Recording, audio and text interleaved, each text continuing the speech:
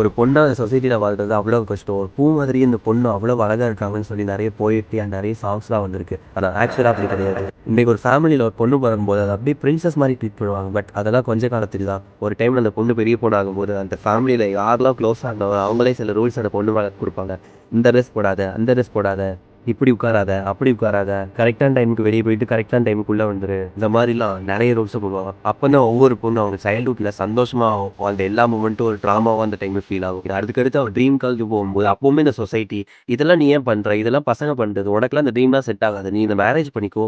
உனக்கு வரக்கூடிய ஹஸ்பண்ட நல்லா பார்த்துக்கோ. ஃபேமிலிய நல்லா பார்த்துக்கோ.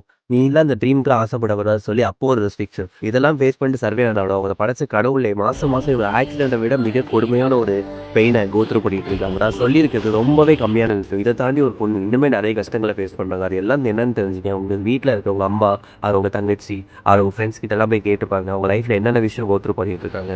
நீ கூட இருக்கும்போது உங்கள சுத்தி இருக்க வுமன்ஸ்லாம் சேஃபா ஃபீல் பண்ணாங்கன்னா, அப்பதான் நீ ஒரு மென்னா ஜெயிச்சிருக்க. ஸோ அப்படி ஃபீல் பண்ணாதீங்க. உங்க சுத்தி இருக்க வுமன்ஸ்க்கு ரெஸ்பெக்ட் குடுக்கணும். கரெக்ட்டான ரெஸ்பெக்ட் குடுங்க.